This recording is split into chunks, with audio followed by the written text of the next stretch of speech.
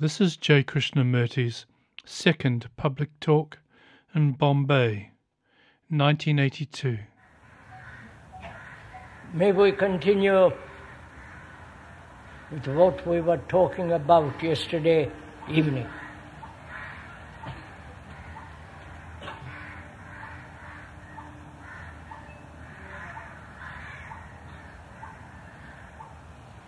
We were talking over together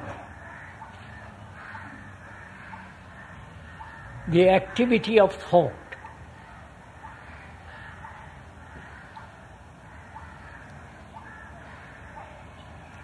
Thought that has created the atom bomb, and thought that has created marvelous communications, the thought that has created wars, thought that has brought about division among people, thought that has specialized in so-called religion, thought has been both beneficial and destructive. We also went into the question, what is the origin and the beginning of thought? We went into that too. And we should also talk over together this evening what is relationship? What is the nature of human relationship?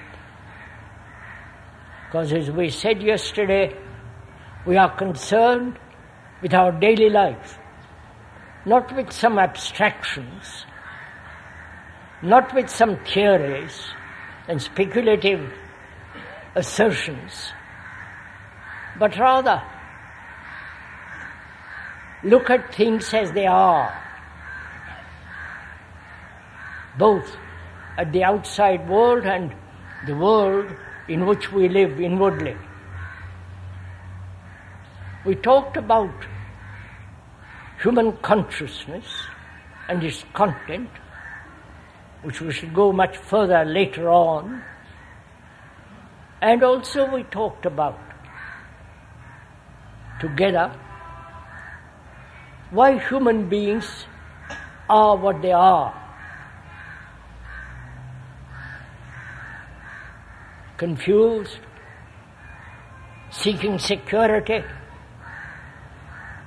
both outwardly and inwardly, uncertain, unhappy, constant struggle,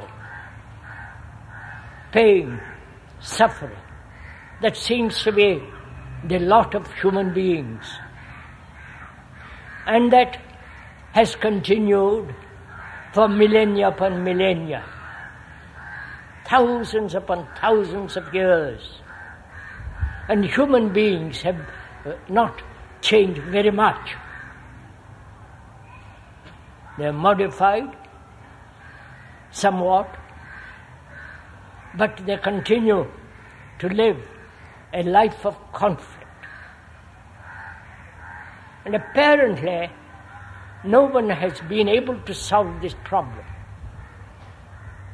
either through meditation, which has also become another conflict, or through various forms of systems, sociological, political, religious, and none of them have been able to resolve our human problems.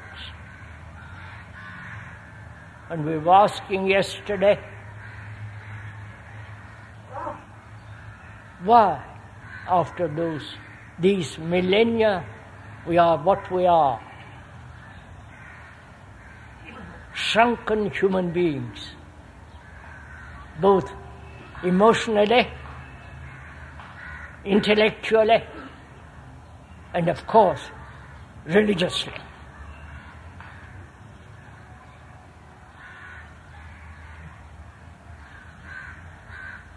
And we said too yesterday, please This is not a lecture,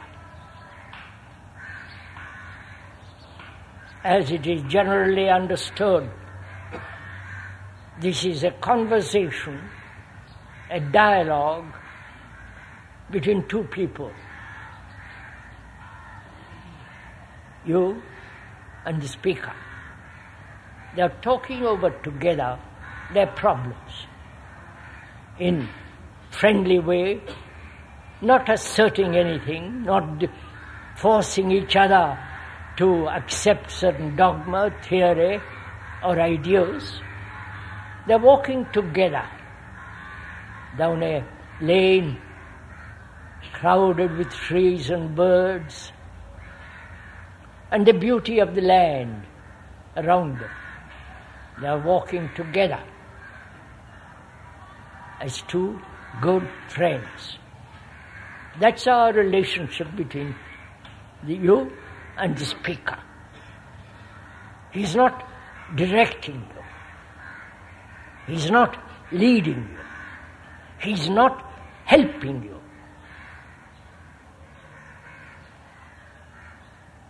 But together we are going to look at our problems and, if possible, resolve them.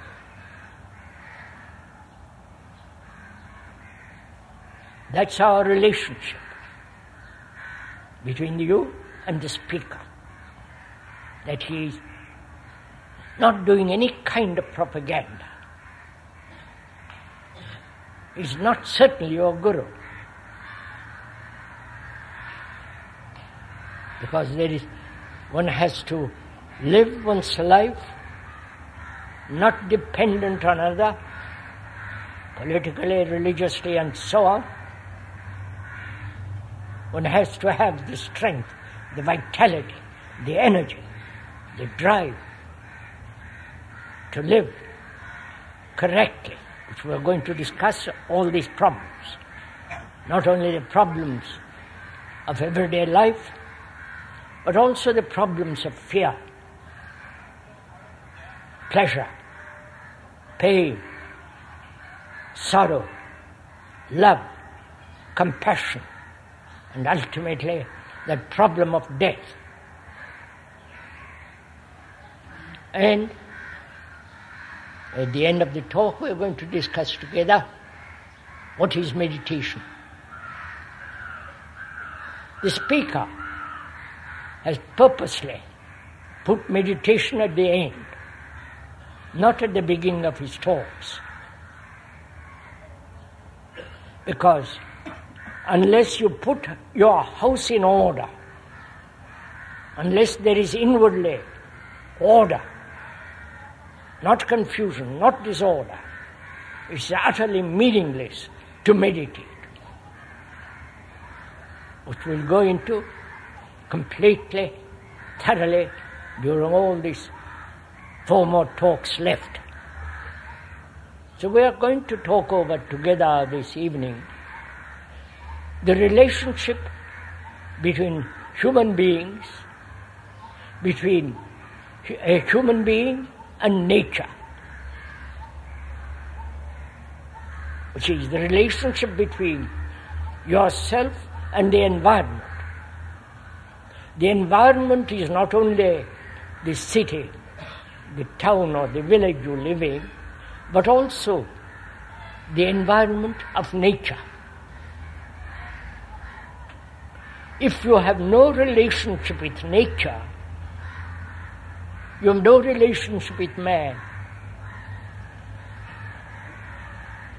Nature, which is the meadows, the groves, the rivers, all the marvelous earth, the trees, and the beauty of the earth. If we have no relationship with that, we shall have no relationship with each other. Because thought has not created nature. Like the tiger, thought hasn't made it. the waters of an evening with the stars on it, the beauty of it, thought has not created it. Thought has not created the vast mountains, the snow-capped mountains against the blue sky, the evening sunset, and the lonely moon when there are no other stars.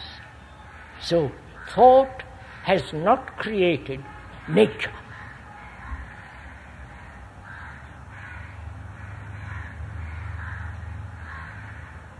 Nature is a reality, and what we have created between human beings is also a reality, but a reality in which there is conflict, there is struggle. Everyone is trying to become something, both physically and inwardly, psychologically, psychically, and, if I may use that word, spiritually. We're all struggling to become something. And when one is trying to become,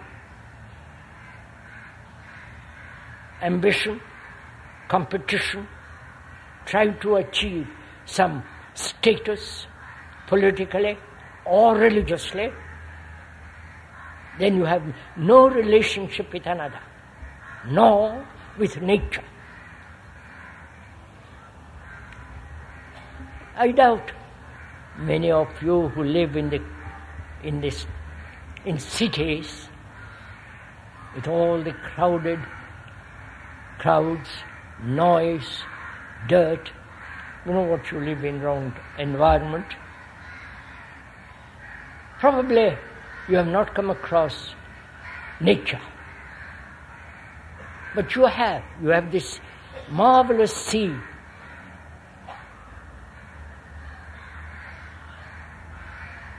You have no relationship to it. You look at it, perhaps you swim there, but the feeling of the sea with its enormous vitality, enormous energy, the beauty of a wave, the crashing of a wave upon the shore. There is no communication between that marvelous movement of the sea and yourself.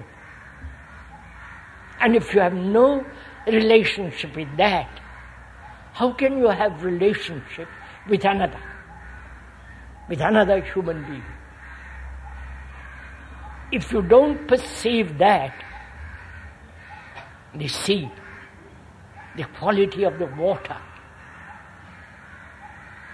the waves, the enormous vitality of the tide going out and coming in, if you are not aware of that, how can one be aware or be sensitive to human relationship? Please, this is very important to understand this. Because beauty, if one may talk about it, is not merely in the physical form, but beauty is in essence is that quality of sensitivity, the quality of observation of nature. So we are going to observe together our relationship with each other, between human beings. Have they any relationship at all? Please, as we said, this is not a lecture. This is having a conversation between you and the speaker. We are both looking at the human relationship, whether it's personal, intimate, or a relationship that has no actual contact except physical contact. We're going to look into this.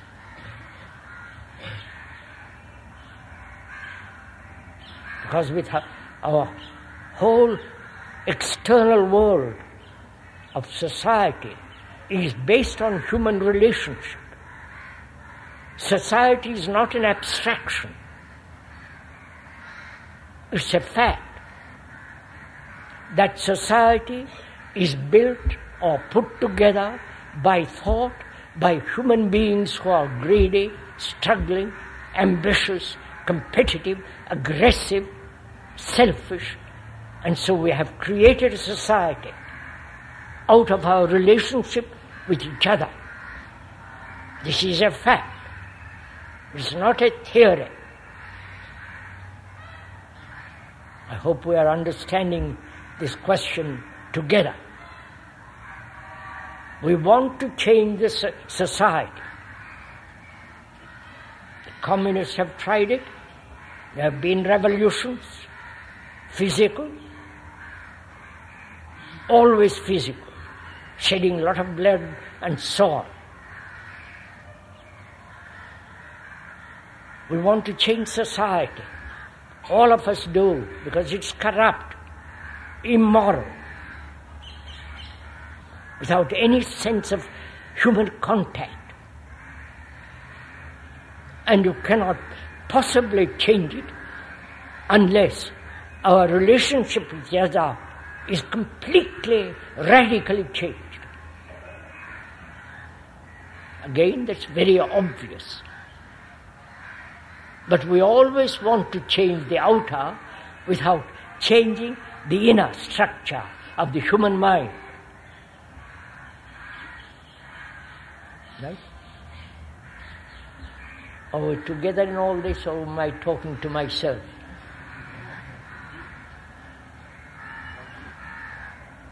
I don't want your approval or clapping. But we are together examining, looking, being sensitive to be aware of what we are doing. As we said, this is a serious conversation, not an intellectual or emotional conversation. A very serious man is a religious man. And we are seriously considering human relationship. In that human relationship, there is conflict, pain, misery, and there is also so-called pleasure.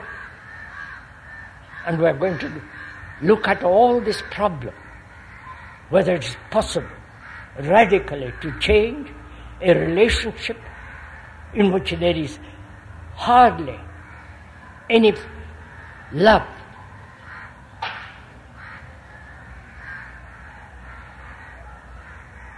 So we are asking, what is relationship? What does it mean to be related to another? Please. The speaker is asking the question, but we are thinking together about the question. Now, human relationship has become a problem. The meaning of that word problem is to be thrown something at you. It's a challenge. Flung something at you. That's a problem. Yeah? Something thrown at you, something that you have to face, something that you have to understand. It's a challenge. And a challenge needs right approach. So we have to understand what our approach is to a problem. There is the problem of human relationship. It's a problem in everybody's life. If you are aware of it or not, it's there. How do you approach that problem? You understand my question? There is the problem. How do you come to it? With what mind? With what motive?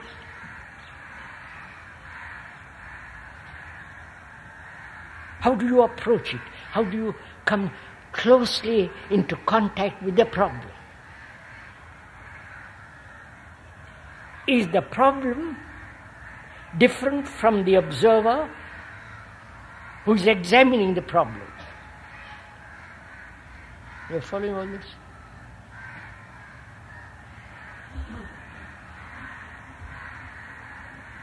Probably most of you will find this rather difficult, because you have not thought about all these matters at all. So please be patient and let's go into it. Suppose I have a problem. Whatever the problem is not important for the moment, but suppose I have a problem. How do I look at that problem? How do I examine that problem? What is my response to that problem? So, the problem is not important, but how you approach it. Right? Is that clear? I have a problem, and how do I approach it? Am I afraid of the problem? Or I want to run away from the problem? Or I want to suppress the problem? Or rationalize the problem? Or I have a motive that I must find an answer to the problem. So I approach the problem with all my confusion, with all my uncertainty, fear. Right? So the problem is not so important as my approach to the problem. Right? So you have to find out what is your approach to the problem, how you come to it. What's your motive if you have a problem? Your motive is to resolve it. If you are aware of that problem at all, you want to resolve it because it's painful. If the problem was most pleasurable, you don't want, it's not a problem. But when a problem becomes painful, confusing, bringing about insecurity, then you have to look at the problem. Then you have to investigate the problem. So, please, what is important is how you approach the problem.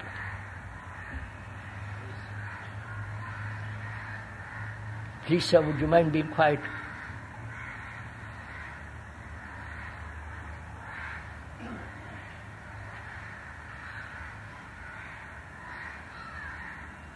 Please, either you are listening to the speaker, or you are listening to your own thoughts, confused, or you want to interrupt the speaker.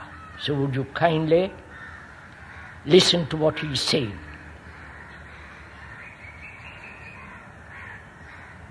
How do you listen to what he is saying?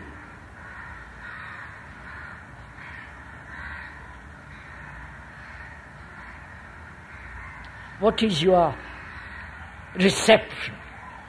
Of course, you hear it through sensual ear, right? You understand English, and the speaker is speaking in that language. You understand the word, So you hear through the sensual ear.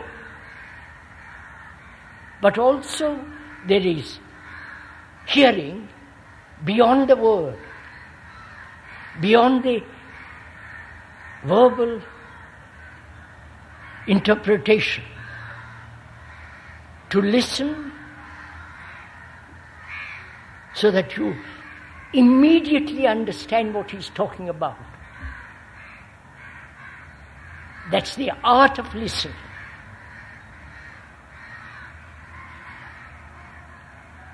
We are asking now, we have problems, and how do you approach the problem? Because your approach will dictate or resolve the problem. So find out how you approach any problem.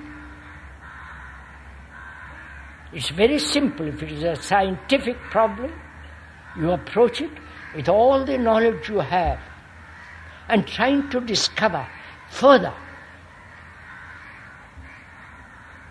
information about matter, about the atom, and so on. If you have a problem, do you approach it with all the past knowledge, with all the past remembrances, or do you approach the problem as though for the first time? You understand my question? Are you following?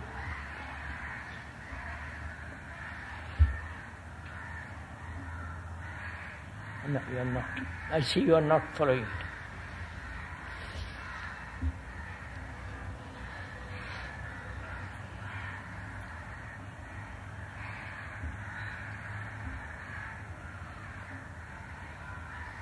Let's approach it differently. What actually is our relationship between man and woman? Apart from sexual relationship, is there any relationship at all?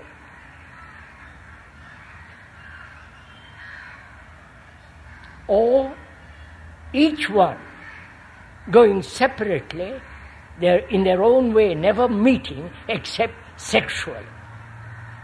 Like two railway lines never meeting. Right? That's our relationship, is it not? No? So our relationship is merely sensory relationship, sexual relationship. And the relationship between each other is based on the images we have built about each other. Right? Are you aware of all this? I'm only talking Greek or Chinese. Are you aware of all this? What actually your relationship with another is? Or you have no relationship at all, except sexual.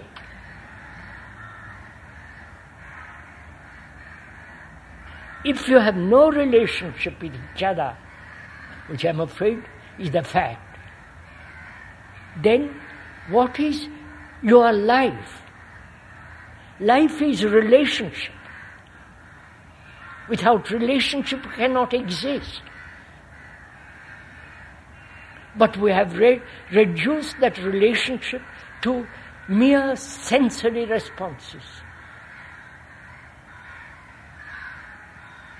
I wonder if one is aware of this complexity of relationship.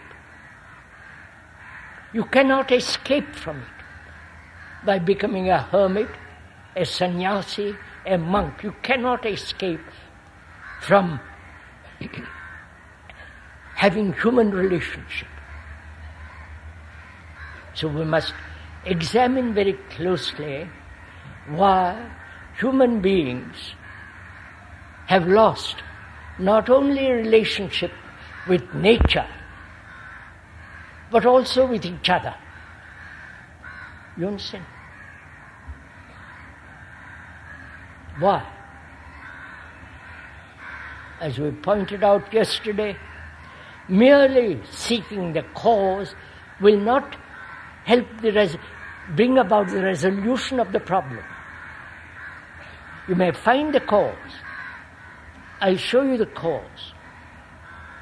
But the understanding of the cause, the examination of the cause, will not solve the problem. Right? I know, for example, we are selfish. Totally self-centered. And we are self-centered because it's our habit, it's our tradition, it's our religious upbringing. You are a separate soul, you must seek your own salvation and so on. This emphasis on being selfish, self-centered, through education, through pressure, it has existed from time immeasurable. That's the cause of all this misery. Right? That's the cause. We understand that intellectually. And discovering the cause does not make us less selfish. So we are said as yesterday,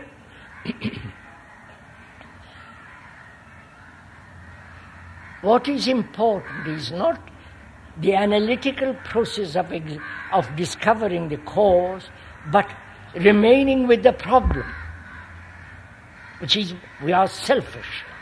That's a fact. And therefore, there is no relationship with each other. Each goes his own way.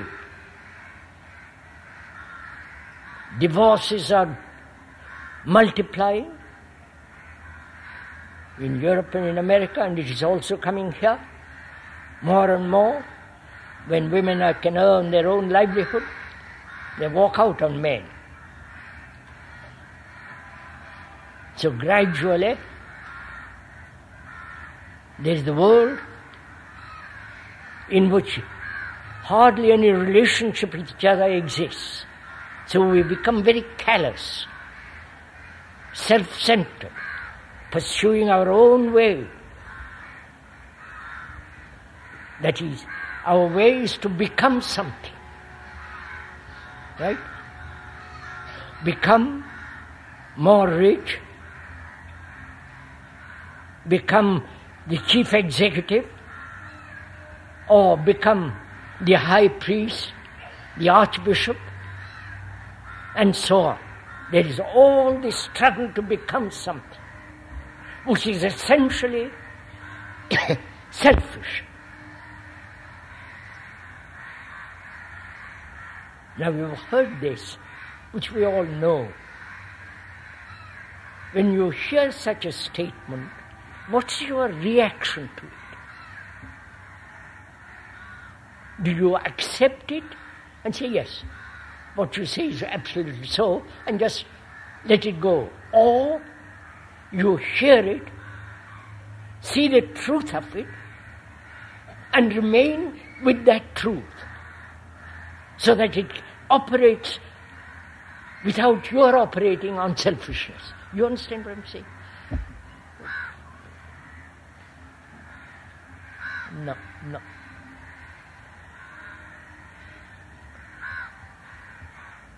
Let's look at it. Suppose I am selfish, and I say I must not be selfish. That is, thought has brought about selfishness, right?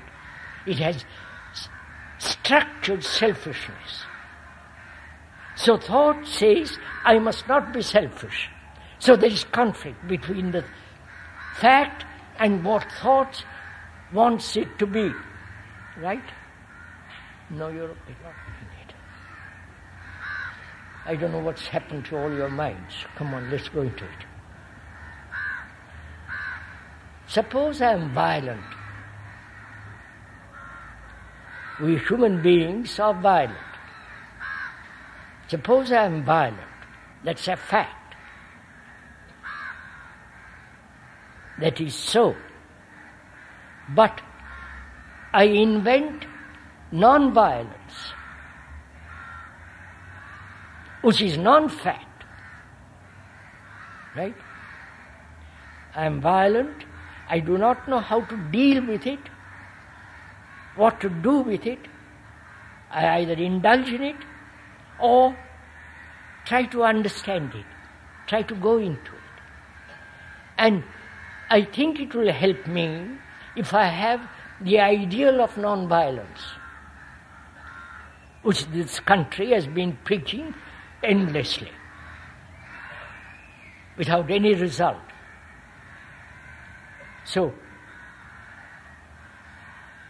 conflict arises between what is and what should be. You're following all this? The what is factual, the what should be is non-factual. So can we drop the non-factual, the ideal, what should be, but only be concerned with what is, which is violence. Right? That's a problem. We have, that is the human problem. We want peace, but yet we are violent. So the fact is we are violent. How do you approach that fact? How do you look at that fact? What is your intention when you look at that fact? Either you want to suppress it, or run away from it, or transcend it, which is that you are not really then facing the fact. You are trying to escape from it. You are following all this? So we are saying, remain with the fact, not translate the fact, not try to run away from the fact. Look at it. Be with it. When you are with it, you give all your attention to it. But when you say, I must transcend it, I must escape from it, I must pursue non-violence, you are wasting your energy. You're following all this? Therefore, we are saying, remain with that fact which you call violence. Go understand it, learn all about it. And you can only learn by watching. Right? Now, just a minute. There is a difference between learning and memorizing. All of us have been trained to memorize.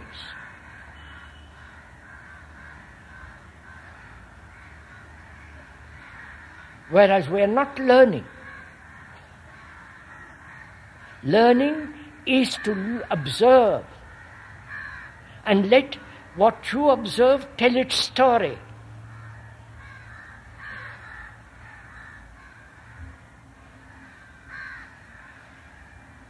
So we are asking, what is our human relationship? How do you, if you are married or if you have a girlfriend or whatever you have, how do you look at her or him? What's your reaction when you look at your husband or your wife? Or you are totally indifferent? Or you say, I have responsibility towards her and my children. You're following all this? What's your inward true response?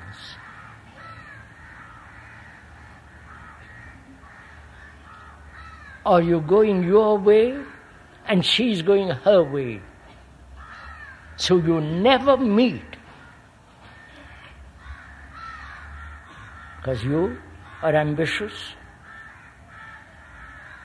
competitive, wanting more money, better job, and so on and so on. And also she has her own ambitions, her own ideas.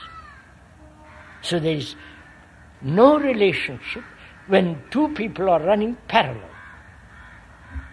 You understand this? Of course, it's so simple when you look at it. So, then what is relationship? In which there is only sexual pleasure, and is pleasure love? I'm asking you a question. Please find out. Is love sexual pleasure?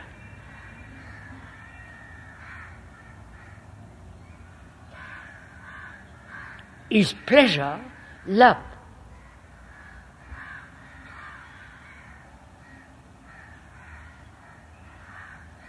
And we won't go into the question of this. What is love? That requires great deal of understanding, as great sensitivity, the appreciation of nature as beauty. Beauty of form, beauty of a face, beauty of the sky. And without all that sensitive appreciation of nature, we'll never find out what love is.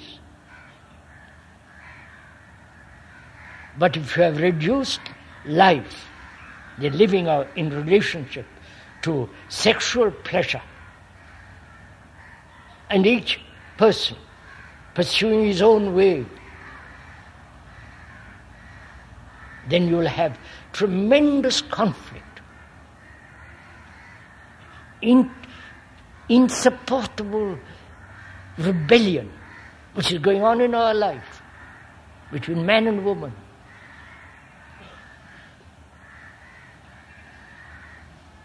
So, in examining our relationship with each other, intimate or not, one begins to understand or learn and find out whether it is possible to live together as two people, man and woman, without any conflict whatsoever.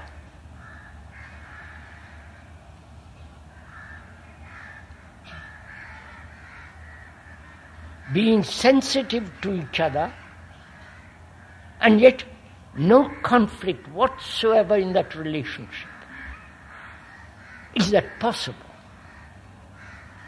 Because our life, our daily, continuous life, day after day, is a series of conflicts. Endless conflicts till we die. And we have never known a life without a single moment of conflict. And is this conflict necessary in relationship?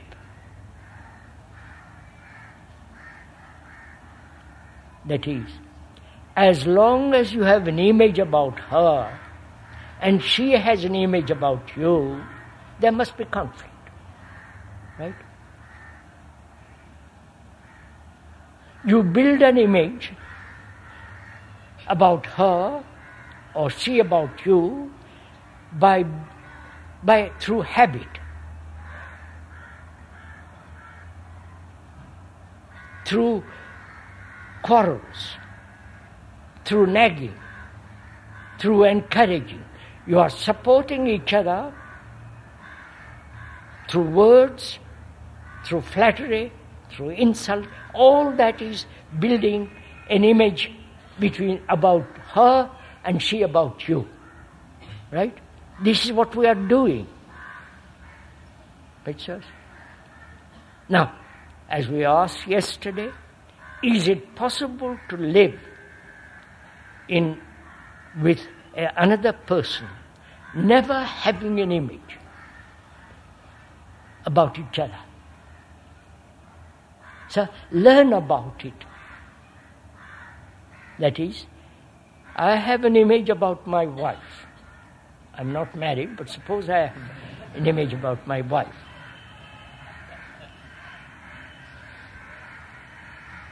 Why do you laugh when I said I'm not married? Why do you laugh? Are you laughing because I'm a lucky man? Are you laughing because to you laughter is a means of escaping from the fact?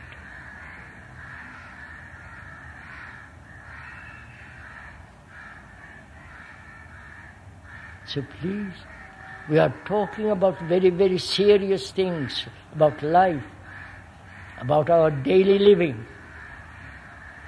Don't pass it off by laughing. We have to face this terrible existence in which there is no happiness, no love.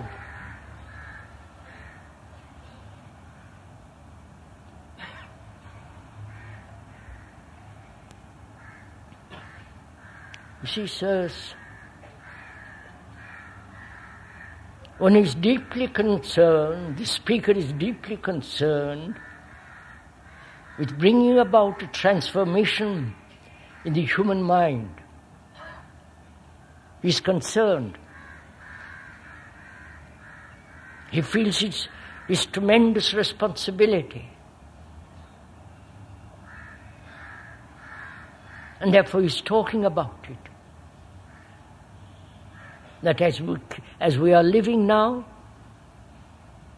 utter selfishly, callous, indifferent, brutal, insensitive,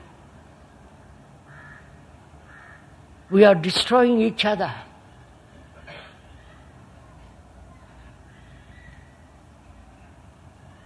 And we are asking, is it possible to live without a single conflict in our relationship?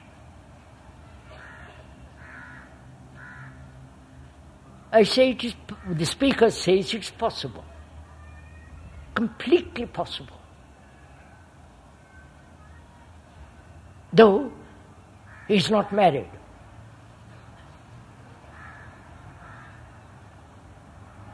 The speaker has lived with a great many people in their houses, friends, and so on. Not to build an image about anybody. You know what that requires? A very quick mind. Not a mind that is clogged with knowledge, clogged with remembrances, clogged with experiences, but a mind that's very quick, alert, watchful of what is happening around you. In the street, when you get into a bus, or when you go into a train, the aeroplane, or when you're walking along the street, to watch, to look, be sensitive to everything that's happening around you. Then you become very sensitive to your relationship. And is it possible to live a life in which there is no conflict whatsoever? First of all, understand the question, the beauty of that question. To live a life not ideally, not as an ideal which you must achieve, but the fact whether you can live a life without a single conflict. The question itself has great beauty in it. You put that question because you are sensitive. You are aware of this enormous conflict between human beings, which ends up in war, in divorce, in total neglect of each other. callousness and all that. But if you put to yourself the question whether you can live a life in which struggle, conflict can never end, if you put that question seriously to yourself,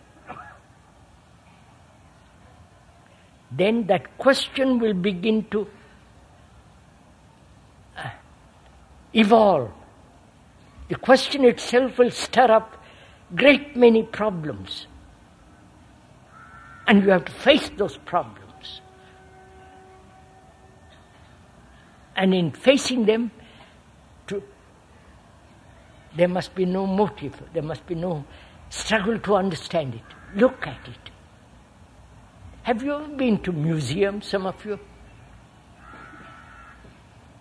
You have, I'm sure. Have you ever looked at a picture? Not compare the picture of Rembrandt or the modern art, just looking at one picture without comparing it with other pictures. Have you ever done it? Just to remain with that one picture, sit in front of it and look at it. Then the picture will tell you its story, what the artist wanted you to understand. But if you come to look at that picture by comparing if he's as good as somebody else, then you're not looking at that picture. Right? So similarly, you are the story of mankind. Right? In you is the residue of all man's endeavor, all man's suffering, his anxiety. Look, sirs,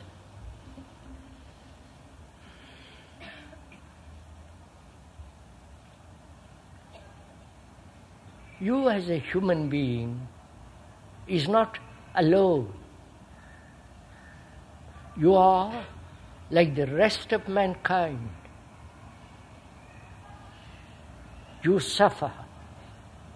You have pain. You are seeking security, uncertain, confused, agony, in pain.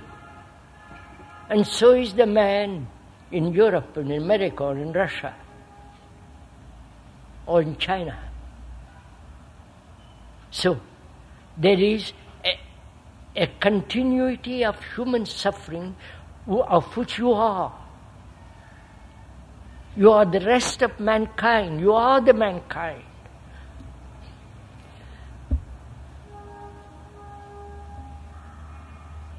So you are not alone.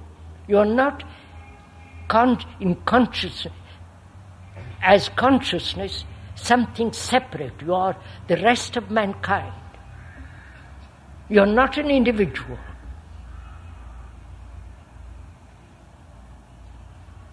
You are the whole of humanity. Because humanity has gone through endless pain, immeasurable sorrow, with occasional flare of joy and love. You are that. So you have to understand that. And the story of mankind is you. So you have to learn how to read the book of mankind which is yourself. You understand all this? Oh God. You are the story of mankind. And you have to read that book. Either you read it page by page, which is to know all the content of suffering, pain, joy, pleasure, the terrible anxiety and agony, or you skip. You say, I know all about it. Or, by reading the first chapter, you have understood the whole book. You understand all this?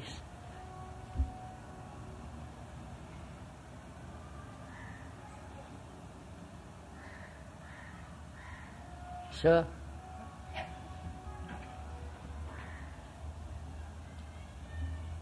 Knowing oneself, which is self-knowing, is important in relationship. If you don't know yourself, what you are,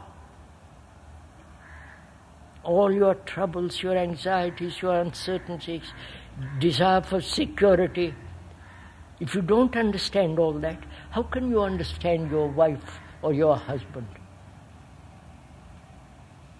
They will remain two separate entities. So relationship means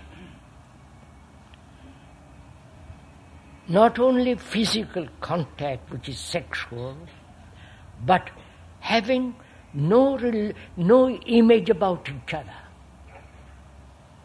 Therefore, there is immediate sensitive relationship in which there is love. Love is not remembrance. Love is not the picture which thought creates about her. That's not love. Love is not pleasure.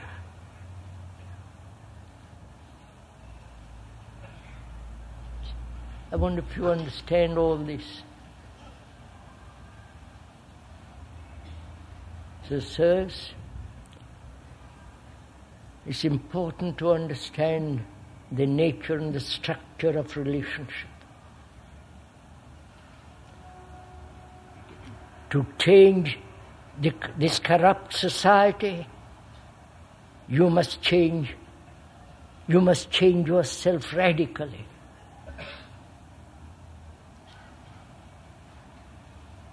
And all these talks, we are concerned about that only.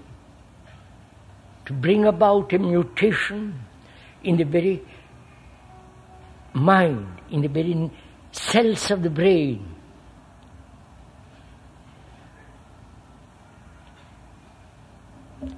The speaker has discussed this problem with scientists, brain specialists, whether the brain, which has been conditioned through time to function within the area of knowledge, whether that brain can radically be changed.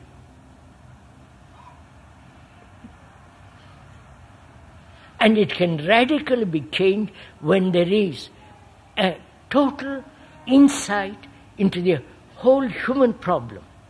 Insight is not remembrance. I won't go into it now, because it's too complex. So please understand what our conversation is about, which is in our relationship with each other as two friends walking along a beautiful lane full of trees and birds and shadows numberless. We are investigating the nature of the brain, nature of the mind, nature of our heart. Whether in that structure, whether it can be total transformation so that we are different human beings with different mind, with compassion.